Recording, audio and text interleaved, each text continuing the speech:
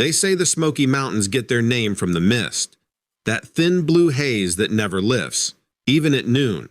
But people who've lived here long enough will tell you something different. They'll say it isn't fog at all. They'll say it's breath. 2 campers went missing last fall, near a ridge that doesn't appear on any of the newer park maps. Their names were kept quiet, but the story leaked from a volunteer who helped in the search. He said their tent was still standing, zipped shut, sleeping bags laid out side by side, untouched. It looked like whoever was inside just disappeared. No blood, no drag marks, no struggle, just one thing out of place. The ground around the campsite was pressed down in a perfect circle, 20 feet wide, like something heavy had been standing there, perfectly still for a long time. The grass was bent outward. The soil was compacted. The trees closest to the circle were stripped of bark on one side, as if something had brushed against them moving around the perimeter. The search teams went out for 6 days. Dogs lost the scent at the same place every time, halfway down a slope that dead ends at a wall of rhododendron. The dogs would freeze, tails low, whimpering, refusing to go further. After the 6th day, the rangers called it off, blaming rain and rough terrain. But some of the volunteers swore they heard something else at night, a sound like 2 wooden bats being knocked together, echoing from opposite sides of the valley. That's a thing here. The locals call it wood knocking. Hunters use it to find each other, but they also say something else uses it, something that listens. An older man who runs a bait shop down in Bryson City told me he'd heard those knocks since he was a kid. Said his father used to tell him not to answer back. If you do, the man said, it remembers your sound. The official report never mentioned any of that, but there was one line that stood out, a note buried in the ranger log from the first night of the search. It read, "Vocalization recorded 1:14 a.m., not coyote, not bear." That's it. No attached file, no follow-up, just that one note. A few weeks later, a local hiker found a trail camera smashed flat 2 miles from that same ridge. The memory card was missing, but the camera itself had claw marks, 5 deep grooves running diagonally across the lens housing. Whatever hit it didn't use a rock. It used a hand. Now nobody's claiming there's a monster in the Smokies. Not officially anyway. But there's an old Cherokee legend about a giant that walks the ridges when the fog is thick. The Sul Kalu, it was said to live deep in the mountains, appearing only to those who disrespected the forest. Some believe it's just myth. Others think it's where the modern stories of the mountain Sasquatch came from. A hunter named Caleb, last name withheld at his family's request, allegedly encountered something near Deep Creek this past winter.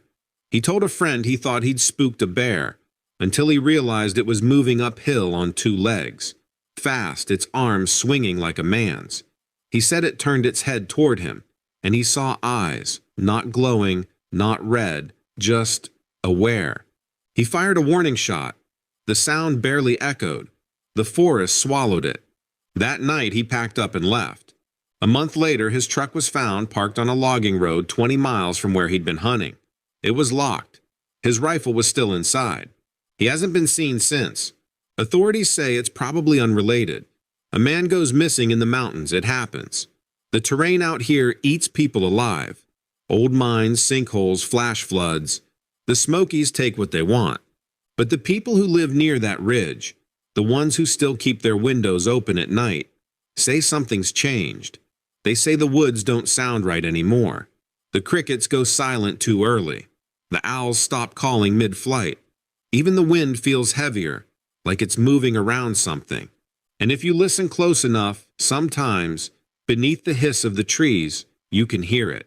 A low, hollow knock, like wood hitting wood. Then another, closer, answering back. Some folks say it's a mating call. Some say it's territory. But the old man at the bait shop, the one who grew up hearing those knocks, says something different. He says it isn't a call. It's a warning. And whatever's doing the knocking, it's not warning you. It's warning everything else. The Smoky Mountains aren't just quiet at night. They're too quiet. You don't notice it until the air turns thick and the mist creeps in from the valleys, smothering every sound. Locals call it the hush. Some say it's just how fog works. Others claim it's when the mountain listens. About a week after those two campers disappeared, another report came in, this time from a retired schoolteacher hiking near Klingman's Dome. She said she heard low voices drifting through the fog, speaking in short, broken patterns. At first, she thought it was just another group hiking ahead. But when she called out, the voices stopped. Then one repeated her name. She doesn't know how that's possible. Nobody she'd told even knew she was hiking that day. When she turned back toward the trailhead, she realized she'd been walking in circles. Her compass spun slowly, never settling. She said she walked for hours before finding the road again, even though her car had only been a mile away. Officials chalked it up to disorientation, altitude, dehydration, panic, the usual list. But that same night, a ranger station recorded a power fluctuation that knocked out communications for 30 minutes. The static in the radio log spikes around the same time she reported hearing the voices. Allegedly, when the system rebooted, one message was left in the queue, a low-frequency hum that rose in pitch every 8 seconds. It wasn't a voice, but some technicians swore they could hear breath between the pulses. The recording's never been released publicly, but one former park employee admitted off the record that he keeps a copy locked in a drawer. He won't play it anymore. Some say the Smoky's fog isn't natural. The locals believe it's older than the park itself, something that rolls in when the ridgewalker moves. Hunters who've stayed out too late tell stories about hearing knocks echo across the holler, then soft breathing just outside the firelight. They say if you light a second fire, it goes out. If you whisper, it answers. One family living near an old mining road outside Gatlinburg reported hearing slow tapping on their porch every night around 3 a.m. 3 knocks, then silence. When they finally checked, they found muddy prints leading to the steps. Not boots, not paws, bare feet, wider than a shovel head, almost human but longer, like something that didn't belong to either. They moved away within a month. In one of the smaller mountain towns, a preacher who'd been there his whole life told a visitor that he once saw what was making the fog move that way.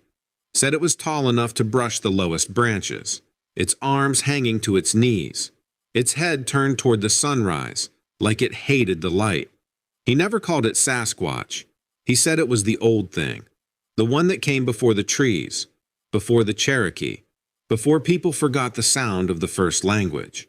When the visitor asked what he meant, the preacher told him to leave the mountain before dark. "It can hear your heartbeat if you're scared," he said. Nobody's sure where that story started, but there's something consistent in every version. The fog always comes first, and it always moves against the wind.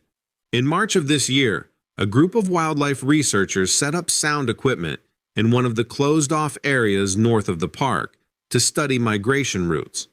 Their recorders picked up an unexplained pattern, a deep guttural tone under 20 hertz. That's below human hearing, but you can feel it in your chest. The team logged it as unidentified infrasound event. They also noted that every animal in the area, deer, birds, even insects, went silent for nearly 10 minutes before the tone began. The same week, hikers reported seeing red light flickering through the fog, like embers rising from a campfire no one built. The rangers never found the source. One man claimed his brother saw the creature that night, standing at the edge of the ridge. Said it was blacker than the shadows, its eyes catching the moonlight just enough to show that it was watching them. When he raised his flashlight, the shape was gone, but the light caught a row of claw marks carved into a pine tree, 12 feet off the ground. They sent the photo to a wildlife expert. The response came back with one word: unlikely. That's how it always goes here. Unlikely, unverified, unexplained. The next morning, the same ridge was covered in mist, thicker than usual. The people who lived nearby said it didn't move like fog. It drifted uphill instead of down, curling around the trees like smoke from a fire underground. That night, the bait shop in town closed early. The owner told friends he was heading north to Knoxville for a few days. He never came back. When rangers checked his property, they found his truck still parked out front, keys in the ignition. The front door was unlocked. His radio was turned on, hissing softly with static, a rhythm of slow pulses repeating every few seconds, like a heartbeat played through the fog. Nobody knows what the sound means. Some think it's the mountain itself. Others believe it's whatever lives inside it, calling out. And if you're ever up there when the fog rolls in and the woods go quiet, locals say you'll feel it too, a vibration just beneath your skin, like the air itself is breathing with you. If you stay long enough, you might even hear the knock. Once, then twice, then nothing at all. The Smoky Mountains hold on to secrets the way fog holds to valleys, quiet, patient, and heavy. Rangers don't like talking about what they find out there. They call it noise, a catch-all term for anything that can't be explained by weather or wildlife. But one ranger, who spoke only under the promise of anonymity, allegedly broke that silence. He said the mountains have eyes, and sometimes they blink back. It started when a maintenance crew went to retrieve motion-activated wildlife cameras from a closed research zone near Cataloochee Valley. The area had been off-limits since the landslide last spring, but the sensors were expensive, so the team went in anyway. When they checked the cameras, most were missing their memory cards. A few had been torn from their mounts entirely. Cables snapped like twine. One camera, still attached to its post, had recorded a single 5-second clip. The footage wasn't much, trees swaying in the wind, the faint sound of thunder in the distance. But as the camera panned, a dark shape crossed between two trunks. It moved fast, almost too fast for the frame rate to catch. Then the screen went black, and the device powered off. The timestamp on the clip matched the exact minute the team's GPS trackers lost signal that same night. When the footage was analyzed later, thermal readings showed something radiating heat, roughly the size of a pickup truck, standing upright at over 8 feet tall. The official explanation was a bear passing close to the lens. The ranger who saw it disagreed. Bears don't walk like that, he said, and they don't look back. Allegedly, that same week, 2 campers near the Tennessee-North Carolina border were awakened by heavy breathing just outside their tent. They thought it was a black bear until they realized it was pacing, back and forth, slow, deliberate. The steps were too evenly spaced, the rhythm too human. When one of them shouted, the sound stopped. For nearly a full minute, there was nothing. Then something tapped on the metal frame of the tent, 3 times. They packed up and left before sunrise. The Forest Service said it was wind. Locals said otherwise. A biologist stationed near Fontana Lake reported an unusual pattern in the deer population that month. Entire herds were avoiding certain valleys, not moving through them, not grazing there. Game trails that had been used for decades were suddenly abandoned. Even predators, black bears, and bobcats avoided the same ridges. Motion data showed that animals would approach the edge of a particular ravine, stop, and turn back. Every species, every time. When she checked the site herself, she found a line of trees with deep, clean gashes up to 12 feet high.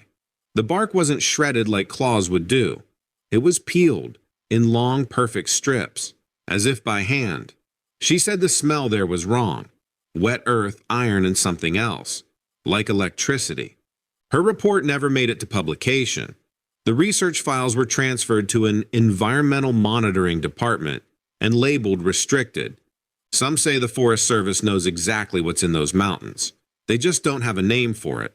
One night, a pair of hunters camping near Klingman's Dome caught sight of eyes in the trees, bright, amber, and level with the branches. They thought it was a raccoon until it stood up. One described it as a man covered in hair, thick as moss, with arms that hung almost to the knees. It moved between the trees without breaking a single branch. When their flashlight hit it, the reflection vanished, not because it turned away, but because the light itself dimmed. The batteries died within seconds. The men swore they heard whispers, 2 voices, overlapping, low and rough. When they ran for their truck, they said the whispers followed them. A few days later, their story was dismissed online as a hoax.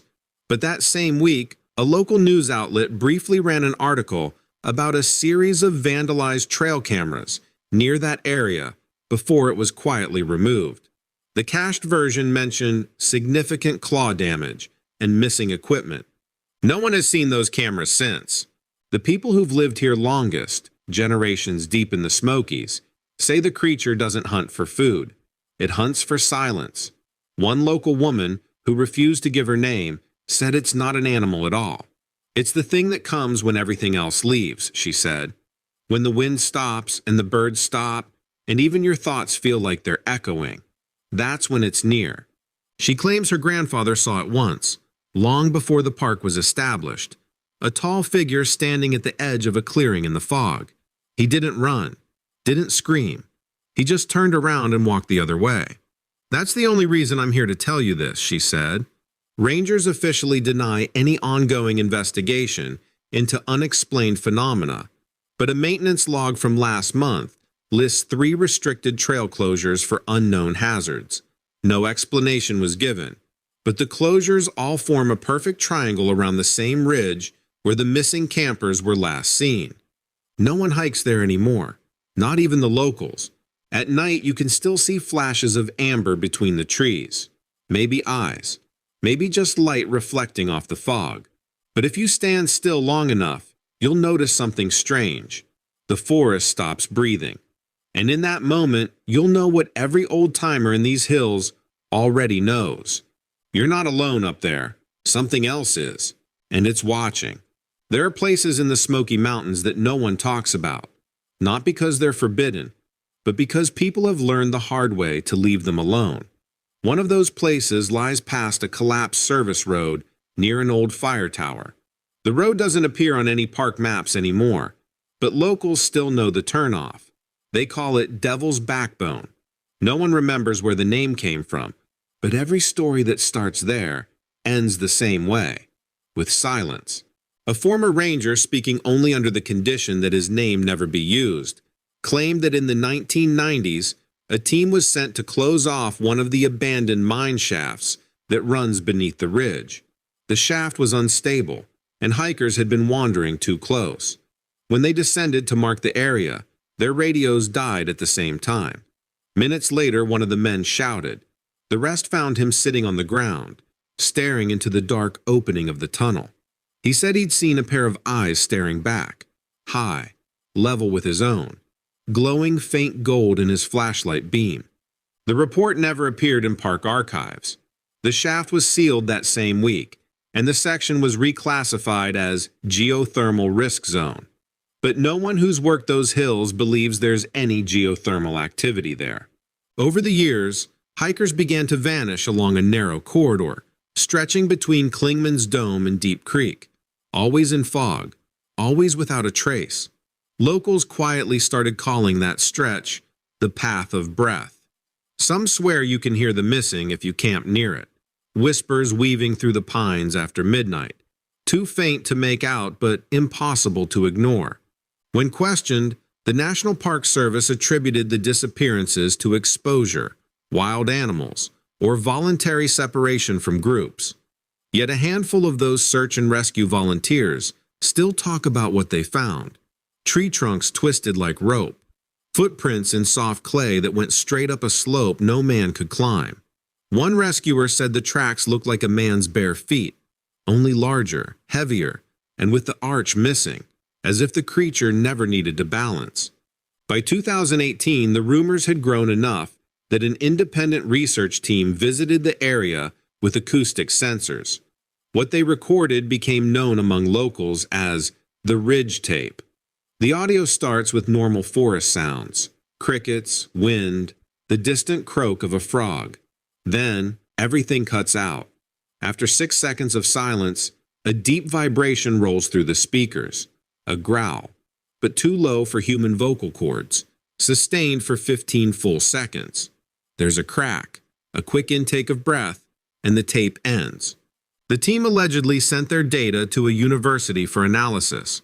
Within a week, every file was gone from their cloud storage. The only remaining copy exists on a single hard drive, kept offline. The lead researcher moved to Colorado.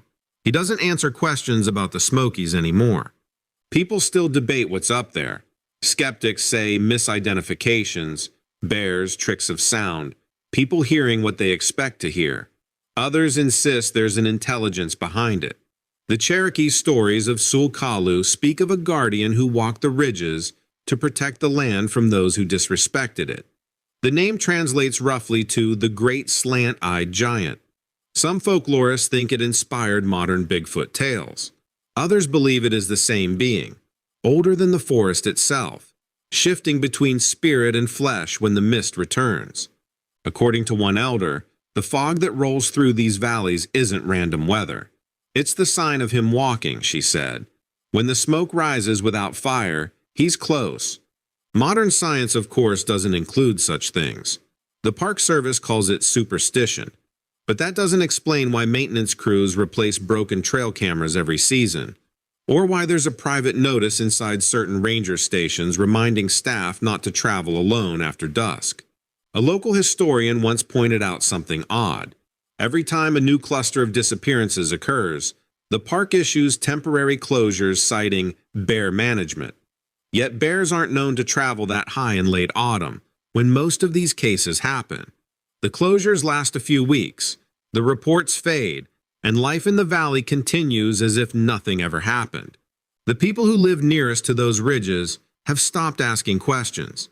They leave offerings, cornmeal, salt, a bit of tobacco, at the edge of the forest when the fog settles low.